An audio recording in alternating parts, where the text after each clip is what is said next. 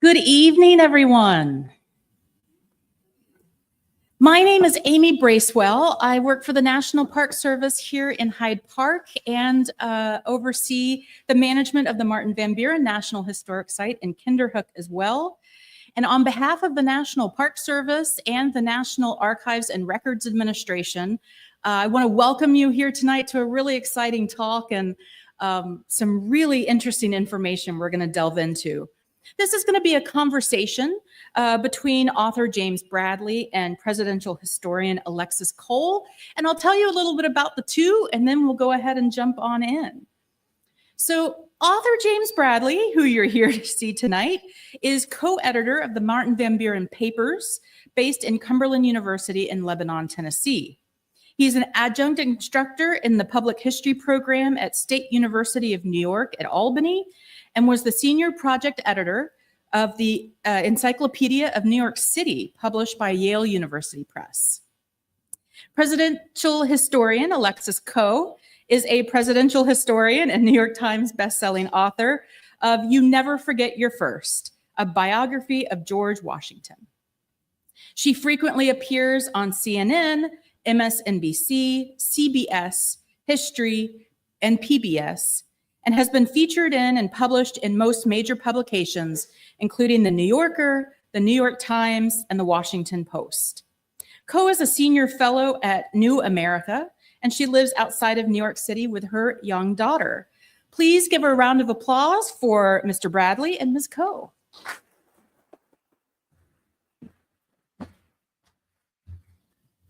Thank you to the FDR Library, to all of you for coming out on this rainy night, and to James for giving us the first biography of Van Buren, full biography in 4 decades. Congratulations. Well, thank you. Thanks. Let's hope it doesn't take another 4 decades. I hope not. There should be an abundance of books on Van Buren. And James is the first person, he is the best person to lead this spate of forthcoming biographies, because he is a co-editor of the Van Buren Papers, which means that we have communicated the first time almost a decade ago. And I communicate with people who work at, let's say, the Papers of Van Buren, because I'm doing something on Van Buren. I'm doing a story, I'm doing a podcast episode, or God forbid, a book. And I need your help because you are the experts. I am going to be an expert, or I am hopefully somewhat, but there's no one who really knows as much as the editors who work there. And so it's a really exciting book, and it's just full of every relevant primary source. And sometimes you sort of see the same primary sources in all the same books, and that's not the case here, and it's beautifully written. But the people here have probably not read it yet because it did just come out. And so I'm hoping that you could give them an elevator pitch, just a short summary of what the book is about. The book is really about the early republic, the period that historians typically refer to as the early American Republic, because Van Buren is born December 5th, 1782. That's right, we just celebrated his birthday. And he is born at the very birth of the American Republic. Days before he's born, the preliminary articles of the Treaty of Paris are signed. So America is an independent sovereign nation, and he dies in 1862 with the nation at war with itself. And by studying his life, we could examine the role of one person, the role that he played in the birth and the dissolution of the Republic. And my elevator pitch is that Van Buren built and designed the party system. You know, the role of political parties in our political life is mysterious to some people, especially when it's a presidential election year. And we get these primaries, and then there's the convention, and then there's talk about delegates. And, you know, we had it this summer when Biden dropped out of the race, and then there's this question of who could step in for him. So how we reach this stage, by looking at the life of Martin Van Buren, you know, we can get a sense of how political parties came to be the dominant form of political expression in America. Another connection we have is that we both live in the Hudson Valley, and probably like most of you who are here tonight, I don't live, however, anywhere near my subjects. George Washington, JFK, the others are in Tennessee. You did used to live in my village, Rhinebeck, but you moved elsewhere. Right. You live pretty close to Van Buren. So was this on purpose? Did you go full Caro? Robert Caro famously moved to Texas. Or was that just a happy coincidence?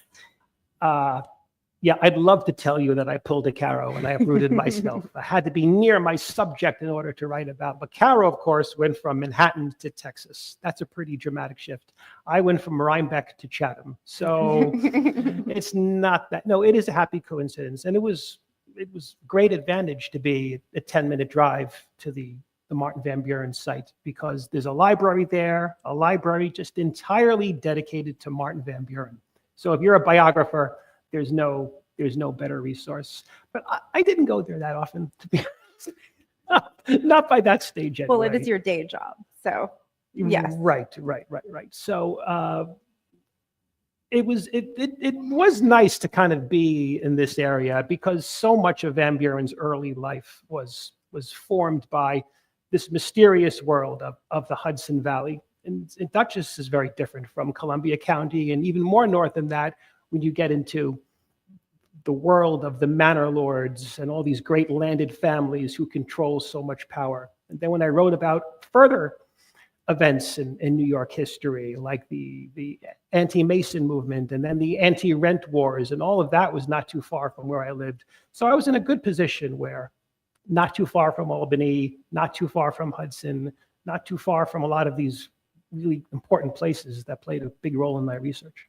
And you had a pretty exciting book talk this week in which it sounded like a village-wide celebration in which you just walked in mass from Van Buren destination to Van Buren destination. Well, another nice coincidence was my book came out right around the time of Van Buren's birthday. So, a lovely coincidence. Yes.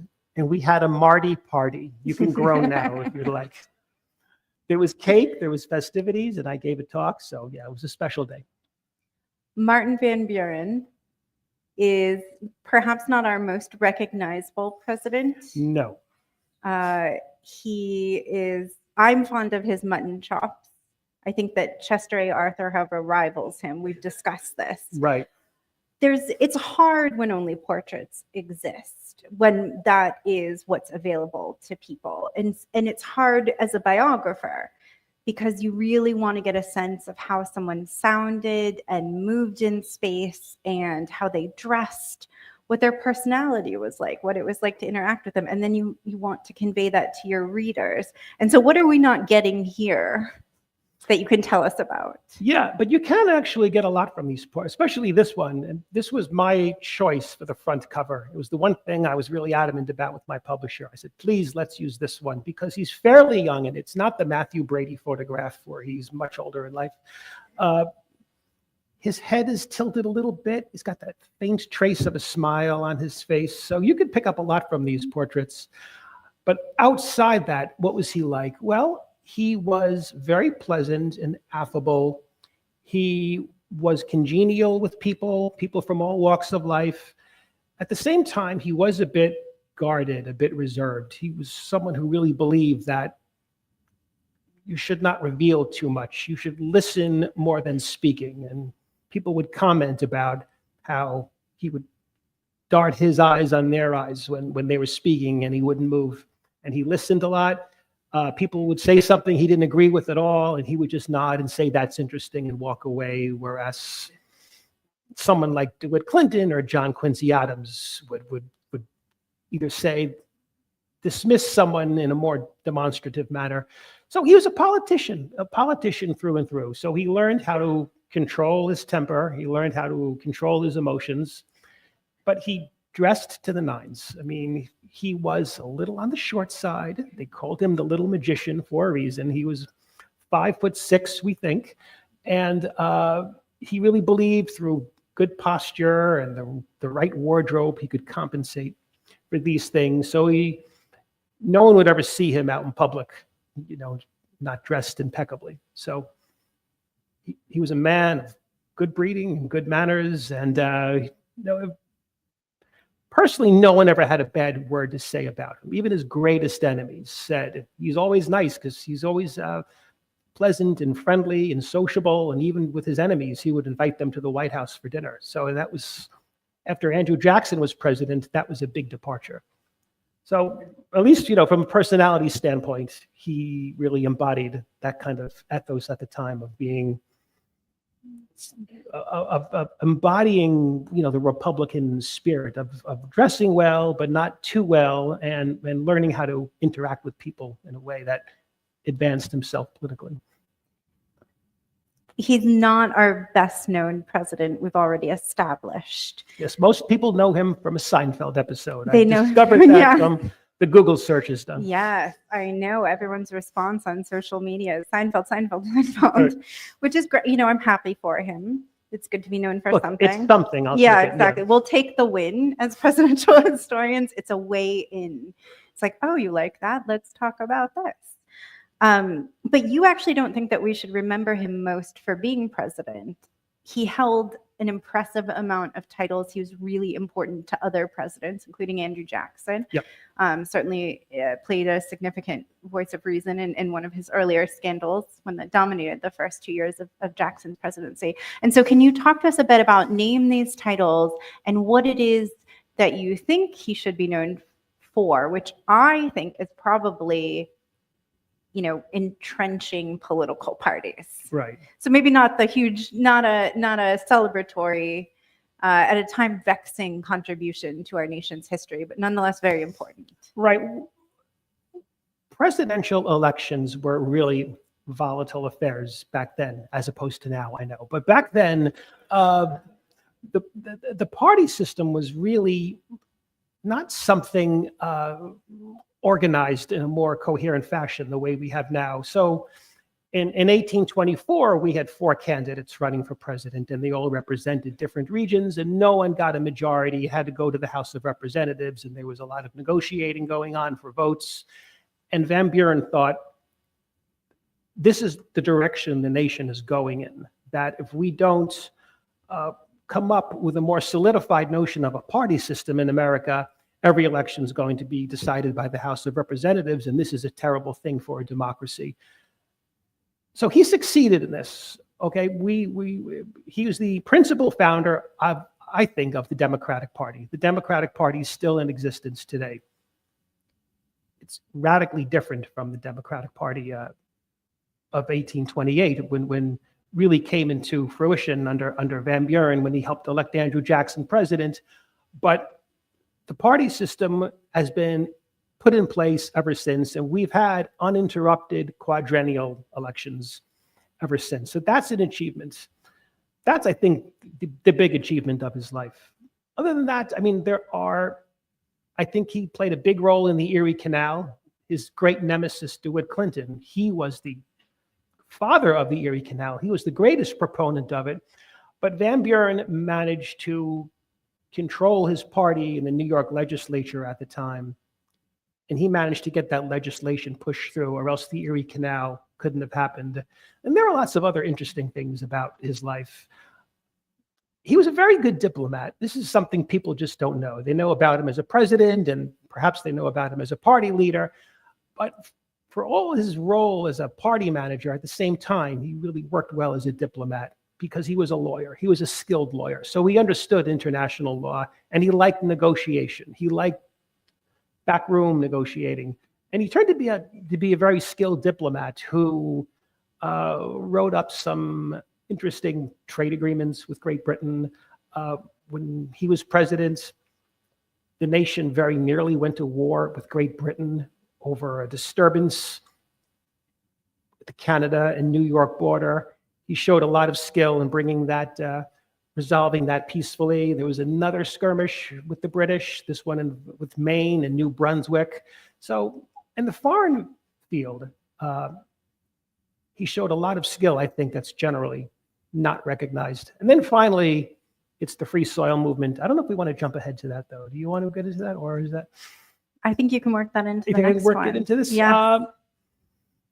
After spending many years capitulating to the slave power as a politician, first in his role with the Andrew Jackson administration, and then as president, the slaveocracy, to use John Quincy Adams's apt term, rebelled against him when he was running for president. After losing in 1840, he runs again for president in 1844, and he does not come out in favor for the annexation of Texas. And the slave power interest of the Democratic Party, which was a very prominent part of the Democratic Party, rebelled against him, and he lost the nomination. James K. Polk becomes president. And at that point, Van Buren starts to realize something, that slave power had become a noxious force in American politics at that time, to the extent where it could foil his nomination, and he thought subvert the will, the political will of the North. So he joins forces with the Free Soil Party in 1848. So it's sort of a convoluted road that got him there. His son was heavily involved. The Free Soil movement was about making sure that any of the lands acquired as a result of the Mexican War, which was basically the entire western half of the United States, that there would be no slavery allowed in this territory. That was the Free Soil position. They were not abolitionists. They held lots of views on race that are certainly not acceptable from a contemporary point of view.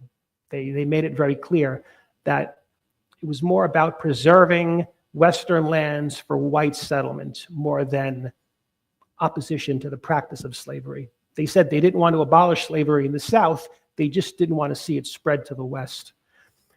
All the same, I think Van Buren does deserve some credit for bucking his own party, the party that he created, that played such a prominent role in his elevation in politics, and going up against them to run for president on an anti-slavery party, which at that time, anti-slavery politics was third rail in American politics. Very few major politicians ever went near it. John Quincy Adams was one of the exceptions. But the Free Soil Party in 1848 consists of disaffected Democrats, Whigs, and abolitionists with the Liberty Party. So he did join forces with them, and that seemed to change everything in American politics, because anti-slavery became a more respectable mainstream position than it ever did before.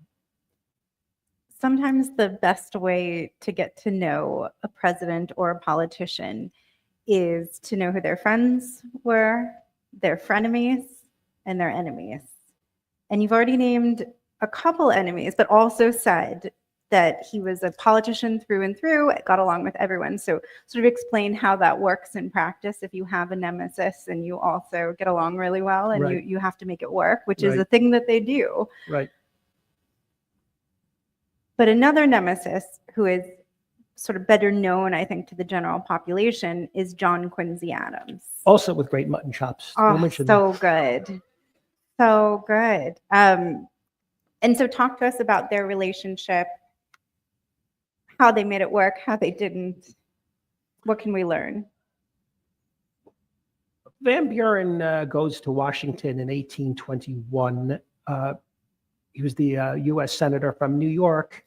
And right away, everyone's talking about the presidential election of 1824, which is the first wide open race for the presidency. And one of the candidates is John Quincy Adams.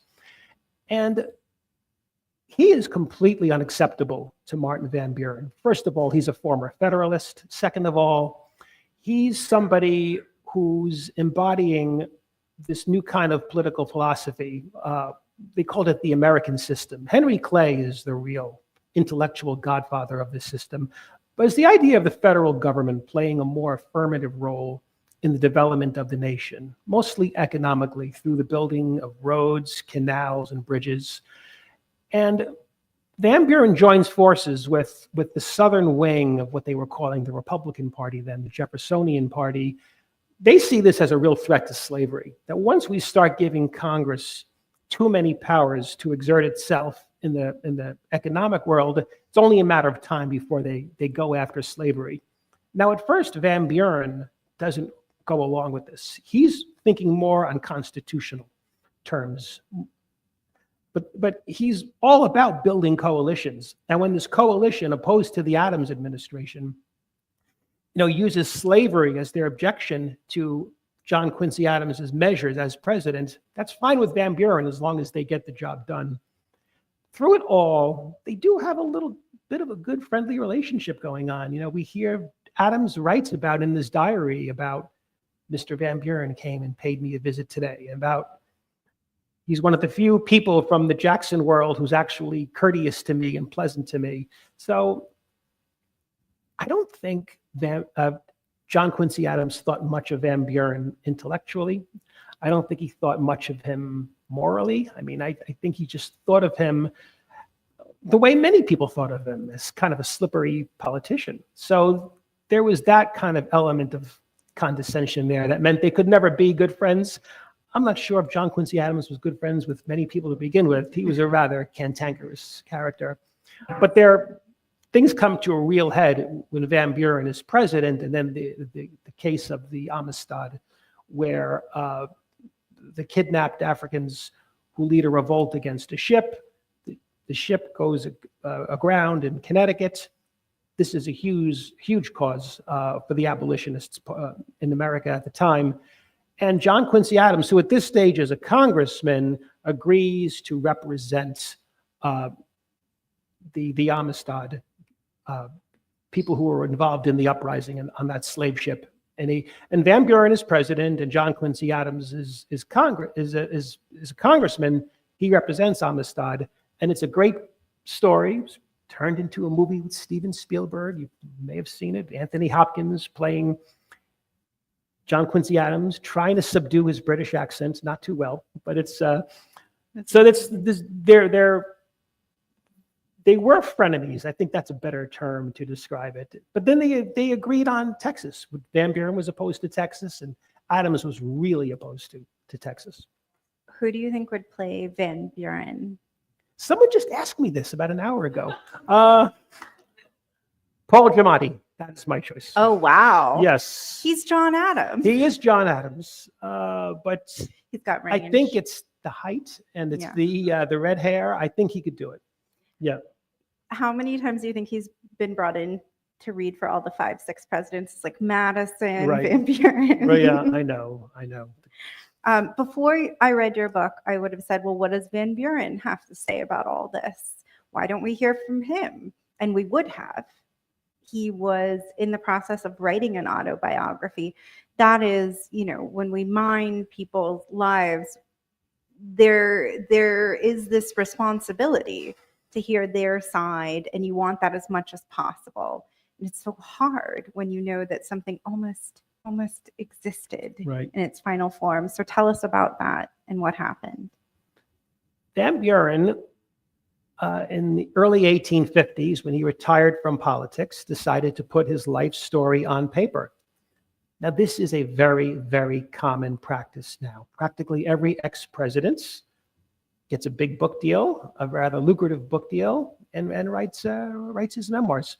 But it was a novelty in Martin Van Buren's time. And he spends many years working on this. He works on this mostly with his son, Martin Van Buren Jr.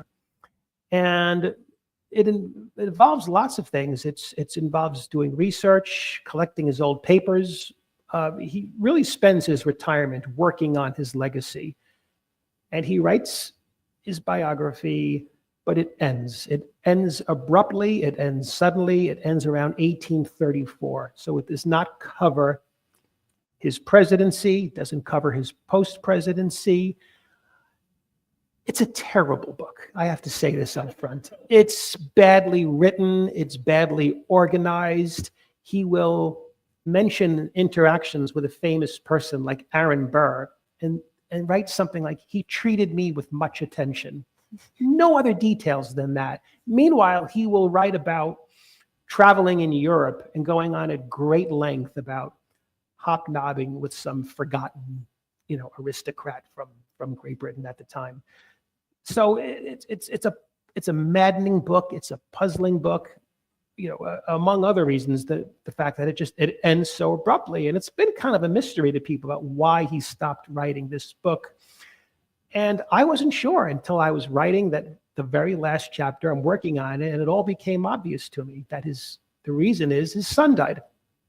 Martin Van Buren Jr. was the only one of his 4 sons not to get married. He had been sick for some time with tuberculosis, which was a very common ailment at the time. I think it was the leading cause of death in America. So he was his principal researcher. He was his collaborator. He was transcribing. Van Buren, as many of us here in the room know, had most god-awful handwriting. So his son didn't. He wrote everything out. And he dies in 1855. He dies suddenly. They're having dinner one night. It's an incredible scene because Van Buren takes him to Europe. This is what a lot of people did at that time when someone came down with what they called consumption back then. The idea being in Europe where the air and the weather is warmer. So they go to Italy. And Van Buren, in his letters, writes about spending time with his son there, and they're going to spas and things like that. But they can see that he's getting worse and worse. And then one night in Paris, they're having dinner and his son just dies. I mean, they said he lowers his head just like that and dies like that. And apparently that was the way a lot of people died from TB at the time. And you could see his heart was no longer in it after that. So he was not only personally devastated, he was without the help that he needed to get this job done. And he writes a letter to another son of his, and he talks about, you could see from the tone of his letter that he has no faith that his other son named Smith could fill his brother's shoes on this. So as bad as the book is, it's a really valuable resource. And the fact that he never finished it leaves a great void in the historical record. What was the understanding before this? In regards to why he didn't finish the book? Did people just think he abandoned it? Yeah, there's a lot of, there's not so much a reason people given. It's just that people just seem to think that he lost interest in it somewhere along the way, that he just didn't have the discipline to carry it through. But they don't mention his son's dying, which I think was the real reason why he couldn't finish it. This has been an interesting thing that's happened in presidential history in the last 20 years or so, where the loss of a child has then explained something bigger. Right. And we talked about this before, that Amity Shales explained why, Silent Cal, Calvin Coolidge, had lost his 15 or 16-year-old son. He got a blister playing tennis on the White House grounds, died of sepsis. And he went through all these very obvious signs of depression, weight gain, mood swing. There was a hole in his sneaker, I think, wasn't it? And it was like he stubbed his toe playing tennis, and he died within days, I think, right? It was something extraordinary like that. Yeah. So no wonder he was silent. Yeah. So I wrote it, I think in 2017 or so, I wrote an essay for the New York Times saying that we should all read presidential biographies. Little self-serving, but we should all read them because in these moments of crisis, which I think people on both sides of the aisle have felt over the last 8 years, there is comfort to be found, not in this story that America is perfect and, great and everything works out, but that it was never okay. Right. Things were never okay. And so what can we learn from this along those lines right now, going forward? Is there any connection to the last, 4 years, the next 4 years? Tough question. Tough question, yes. Van Buren dies July of 1862. Abraham Lincoln is working on the Emancipation Proclamation when he gets word that Van Buren has died. And 2 months later, the Civil War takes a dramatic turn in the North's favor in the Battle of Antietam. But when he dies, Van Buren is despondent over a number of things. He's despondent over the state of the Democratic Party, his creation, but more importantly, he's despondent over the fate of the nation right now because things were looking so terrible for the North in July of 1862. I doubt he thought for a minute there would be much of a party left because Southern Democrats, with one notable exception, they all moved to the Confederate. They all joined the Confederacy en masse. As gloomy as things looked, the Democratic Party would return, the party system would return, and America would recover somewhat from the Civil War. Of course, it's something that we're still feeling very much today. So reading history, especially this period of history, it gives us perspective, because in Van Buren's time, it really was one crisis after another. I think we all have a tendency to romanticize the past a little bit, to think weren't things wonderful, whatever, pick whatever decade you want, 70s, the 50s, whatever the case is. That pull of nostalgia is very strong. Things do seem bad right now. I'm just speaking from a personal perspective right now. We all should be concerned and we should all be vigilant, but we should also remember that things have looked really bleak in this nation's past, and we've found a way to rebound. I'm sure we can end on a more pleasant note. Right. There were a variety of things that people responded to when I posted about this talk. Of course, the mutton chops. And I want to do like a rapid fire true or false with myths. He was, you already confirmed, the little magician. His first language, what was it? Yes. This is a fraught subject. Yes, many people think his first language was Dutch, and people call him the first president for whom English was his second language. I don't think so. Or I've never found any hard evidence that Dutch was his first language. He grew up in Kinderhook, New York, about an hour north of here. And it was a very, very Dutch town. I'm sure a lot of Dutch was spoken. I'm sure he learned a lot of phrases. None of his letters does he ever write in Dutch. I've never read any contemporary accounts of his where people referred to his Dutch speaking. I think this is a myth that was sort of passed down from book after book in the 19th century, and people still follow it today. But all I want to say is I've never found hard evidence that Dutch was his first language. What's funny is you can find the absence of evidence. You can say that, oh, I've never seen it. And if you haven't seen it, it probably doesn't exist. But you can definitely, and it's a fun romp through historiography, right. You can definitely trace all the people who have repeated this and find the origin story. Right. Which is very, very fun. Right. Why? Another one that comes up a lot is that he worked in his parents' tavern. Yes. Was he bussing tables? Yes, he was definitely doing some work around his father's tavern, also on his father's farm. The biggest story from this period is, did famous people stop at the Van Buren Tavern? We have Thomas Jefferson in his diary noted something about it was stopped at a tavern in Kinderhook. People just assumed that was the Van Buren, but there were lots of taverns in Kinderhook. Again, going back to these 19th century sources that a lot of people tend to use, they mention Aaron Burr stayed there. James Madison, Thomas Jefferson, Alexander, like anybody from powerful people from New York, John Jay stayed at the Van Buren Tavern.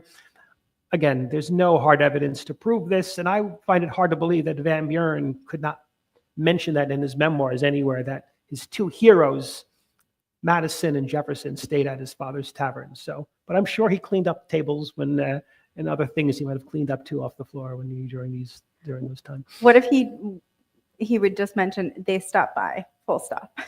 He'd be like, no. Right. I think that we're going to open it up. Questions from the audience. If you could speak clearly into the microphone, say your question, come on up here, line up, don't be shy, or else I'll keep asking questions. And a question, comments are certainly welcome, but like short comments, more questions. Why was he opposed to the admission of Texas, and is the tavern building still there? Is the what building? The Tavern. Is The the tavern. tavern building still there? And the first part of the question, did you catch? Yes. Okay. Yes. I'll address your second question. No, the Van Buren Tavern was raised. We're not sure when. Some people think it was around 1840, which was the last year of his presidency. So that was a bad omen for his reelection, when someone knocks down your childhood home.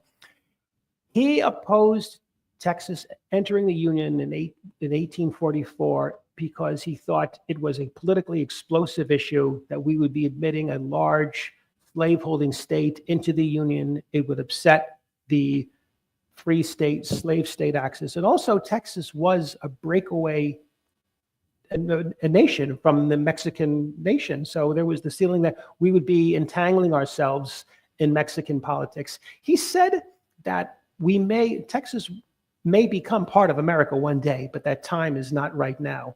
That's one of the things that frustrated him so much, that he didn't say he was always opposed to Texas. He said he was opposed to it at that time. So that was why he was against it. Hello, James. How you doing? Hello, Al. Question. Chernow's book raised Grant's stature. McCullough's book raised Truman's stature among us pseudo-historians. Will your book do the same for Van Buren? It's an old phrase, Al. I'm a historian, not a prophet. So from your lips to, I certainly would be delighted if that's the case. And you didn't mention his progressive farming, which was important to the upstate New York, right? He was a very progressive He farmer. was a progressive farmer. He was a successful farmer. And when he goes to England in the 1830s, he actually meets the king, and they have a conversation about farming techniques in New York. So he was a big proponent of that. We have a question in the back. I think if you want to know. Yes, please. As I understand, he became an anti-federalist at a fairly young age.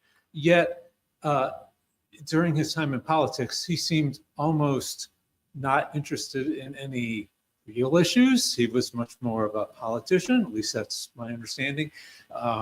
Issues of abolition, banking, he was kind of like, well, which way does the wind blow, and splitting the difference.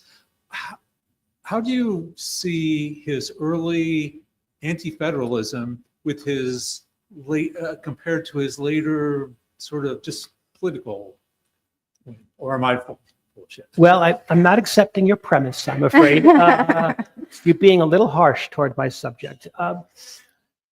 No, I do think he had political principles, and I do think the Jeffersonian idea of a limited executive and states' rights and restricting the power of government. But, I don't want to make it sound like they were a reactionary force at the time. They were also very pro-immigrant. They were also concerned about the rise of corporations and banking. So they took a lot of positions that would, from today's perspective, look like kind of a jumble of things. Federalism to him, when he was growing up, these were the people who defended the landed interests. He wrote a book later in life. He wrote a book about political parties that was originally going to be part of his memoirs. And then after he abandoned his memoirs, they make that a separate book altogether. And he gives a really vivid description of this world of New York in which he grew up, and how the Federalist Party, in his view, they were the people representing the elites, the big banks, the cities. He saw them as the people who wanted to keep the landed gentry in place and keep people who did not own property prevented from participating in the democratic process. So that was kind of his entry into politics right now, being very much against Hamilton, being very much for Jefferson and Madison. And then, later in his career, like other politicians, he had to make negotiations with unsavory people. And that kind of gave the impression that he was not a man of deep principle, but it came out from time to time. The gentleman who's been waiting so patiently. In your research, did you ever have any indication of where he actually lived in Hudson during the 8 years he lived there? Yes, he had a house on Warren Street. Do you know where? No, Okay. but I know he bought a house on Warren Street for $1,000. They go a little more now for. I think it was 1810 was the year he bought it. Then family lived on the top floor. He had his law practice on the ground floor, and on most days he could just walk to work, walk across the street to the county courthouses. So that was a nice period in his life. Yeah, I'm just trying to picture where that would be, where the courthouse was then. Because I work for the Columbia County Historical Society. We have this ongoing debate as to where he actually worked and lived, because there's no indication in anything we can find that we've ever found. But a good friend of mine was the police chief in Hudson for Mhm. years. And he's under the firm belief that, you know where Steiner's is in Hudson? Yep. The vacant lot just east of there is where his house was. And I have no idea why he thinks that, but that's just it. Could be. And he wanted Could to put a be. plaque there. But anyway, that's the first I've heard Warren Street. That's, something anyway. Yep. We should get to the bottom of this. You're right. Another question. Now I regret not digging into the land records more. Right. Yeah. Wouldn't it be great if you were like, well, I've just figured this out. So we do have one question from YouTube. It seems that people like the rapid fire questions. Okay. Barbara wants to know, was Martin Van Buren truly responsible? It's a hard-hitting question for the phrase okay. Yes. He didn't coin the phrase, though. I want to be clear on that. It seems to have originated in a Boston newspaper from 1839, where some smarty pants newspaper columnist was poking fun at Americans' poor spelling habits. And he said they were so poor that they can't even spell all correctly. They would spell it all with an O and correct with a K. So the idea of all okay being all correct. However, right around the same time, Martin Van Buren is planning his re-election campaign for president. One of his nicknames, and he had a lot of nicknames, and he disliked most of them because they were always about him being short, his being slippery, but there was one called Old Kinderhook. So the popularity of the phrase okay is one that he kind of seized upon to merge it with his political campaign. So there were all these things called okay clubs. And they would say things like, he's okay, I'm with okay, meaning you're with Van Buren. So you see it on all kinds of campaign literature, handbills, newspaper articles. So it's a good measure of how the 1840 presidential campaign, which still to this day had the higher voter turnout rate in American history. It's a little shy of 81% of the electorate voted. We all know Tippecanoe and Tyler too, because it rolls off the tongue so beautifully, and okay rolls off the tongue so beautifully. So the fact that it really entered the mainstream in America, and then it eventually spread around the world. There's a linguist who spent decades writing about okay, searching for its origin. His name is Alan Reed. He died in 2002 at the age of 98. And he was the one who looked into this the most. But I've heard that the phrase is used tens of billions of times every single day. I'm sure Alexis and I have said okay probably several times here tonight on the stage. It just rolls off the tongue beautifully. So no matter where you are, what your language you speak, everybody says okay. And it's always really interesting with these words from early America and then to the present to see how they've changed over time. So okay was a positive thing. Yep. You're okay, I'm okay. And now it's like, what would they have said? Okay, Federalists. Good The thing. okay boomer. Yes. Another question. Yeah. First, I work at Statsburg State Historic Site just up the road, and we're indebted to the Martin Van Buren Papers Project for transcribing our own collection of Van Buren letters, because, as you say, we could not read them, in readable. And they revealed this really interesting relationship with Governor Morgan Lewis, who lived there. Yep. So I'm curious, in the letters, because we don't have a autobiography from a clear point of view from Martin Van Buren, reading his letters and being so familiar with his letters, do you see him telling the truth often, or is he politicking? What is he like in a lot of the letters? He would not reveal a lot in them. I mean, it's a little bit frustrating reading his letters, because if you want to find out, did he like books other than political books? Did he listen to music? I mean, you don't know much about the man other than the politicking, which is what's behind.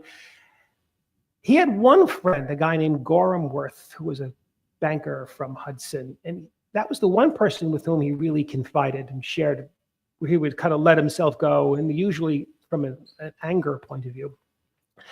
But from the letters, I mean, he was always guarded in them, that's all, because you never know where a letter is going to wind up. And so he would reveal a lot in them. And sometimes you would see, just on the basis of what he left out, that would tell you a great deal as well.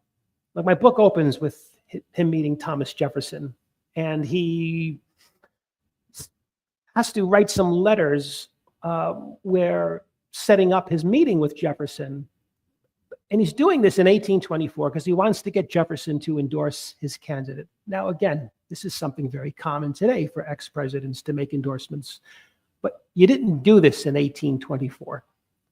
So he just writes in these letters incredibly convoluted sentences about, don't mention this to anyone. There are many good reasons why you shouldn't be talking. I mean, piling negative upon negative, it just would a way almost to confuse people in a way that would just, at the same time, you could see that he was trying to make sure that whatever he was doing would not leak out. So some would call it dishonest. He would say careful and guarded. So you don't have this thing that often happens in letters. Well, you'll read one version of the story, and then in DC they call it policy drift, but Yeah. we just call it sort of truth drift. Right. And you Right. see like Pinocchio's nose get bigger, Yeah. and so it's not really that. He's very consistent. Right. Another reason that documentary editors are so revered by historians is that they annotate the letters, but they transcribe them. And that's such a gift, because they do almost all have terrible handwriting. George Washington had beautiful handwriting. Yeah, Thomas Jefferson did. Yeah. John Adams, you could read every word legibly. JFK, it's like, Right. it's terrible. So Yeah. have you come up with, I'm always so curious. Do you come up with a system? Do you just know it at this point? And you're like, ugh, that's his. The first time I saw some Van Buren letters, and if anybody here has seen them, you're going to know what I'm thinking. I thought about giving up on this book. I really did. I couldn't understand a word. I mean, it was like a foreign language. And then the brain adjusts. It does. It's quite remarkable how it happens, that something that just looks like a different language to you, after repeated viewings, you start to get it. So it's more about, you pick up on his little handwriting quirks and niceties. Like I said, he always dotted his I's, always. So I would know that's not an E, it's an I, because he dotted it. And you pick up phrases. He was Martin Van Buren, politician. He was not William Shakespeare. He didn't have great imagination or writing skills or anything like that. He used a lot of the cliches from the time. And you start to pick up on these things, so that made it a lot easier. I very much can understand that feeling. I once cried in front of microfiche. Right. So it's so hard. And I was like, how am I But going to do this? But when you get it, it's But a when you great get it, when feeling. it clicks. Oh, is it a great Yeah. feeling when And you then get it's it? just like going to And battle. and the thing is, you just know. Like you're looking at a word and you're saying, "What is this word? What is it? What is it? What is it?" And then boom, it just hits you, and you know right away. Yes. Yeah, that's And a special feeling. it's a special feeling, but it takes a long time to get there. Yeah, we are nerding everybody out I right now. I think know. I'm really sorry about this. Oh, they love it. This takes a long time to do too. Yep. Is there anything else that we should know about this book before everyone runs and buys it? What should they know?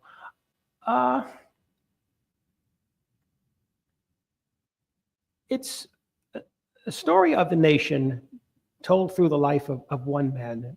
And it has an arc to it, which is one of the things that appealed to me about the Martin Van Buren story, that he begins life as this idealistic lawyer in upstate New York, an absolute nobody, politically speaking. And he fights on behalf of the tenants who do not own property. He fights on behalf of artisans, farmers, and he fights the landed families. He fights the powerful merchants and the corporations, and he accrues power, and he quickly rises to the top of New York politics. And he did it through a combination of great skill and great industry. And as he builds power in Washington and rises to the top of to the presidency, you can see that corruption setting in. And he turns on the party that he helped form to take this stand against slavery, the future of slavery in the United States. Is it a form of redemption? Well, again, I don't want to overstate things. The Free Soil Party, as I mentioned, they were not an abolitionist party, but there is this sort of, he comes around. He begins life in Kinderhook. He ends his life in Kinderhook. He's very unhappy in many ways, not only with his son dying, but his other children are struggling in life. He sees the future of the nation. There is this despondency. I wouldn't say it ends happily, but at the same time, there's a real sweep and grandeur to his life that appealed to me. So it's the history of the nation. It really goes back all the way to the first Dutch colonization of America in the 1630s, and it ends in the 1860s. So you get that whole panorama, but at the same time, it's about one man and his political rise, and through a rapidly changing nation. And I think this is one of the things that you do quite well in the book. There's always in the description of a presidential biography, he had an evolution. He changed so much, and they rarely change. But Martin Van Buren did. And that's a really, to me, that's like a bomb. That's a really exciting thing to read about a person. And particularly someone who had accomplished so much, was so ingrained in the system and could still change. Yeah.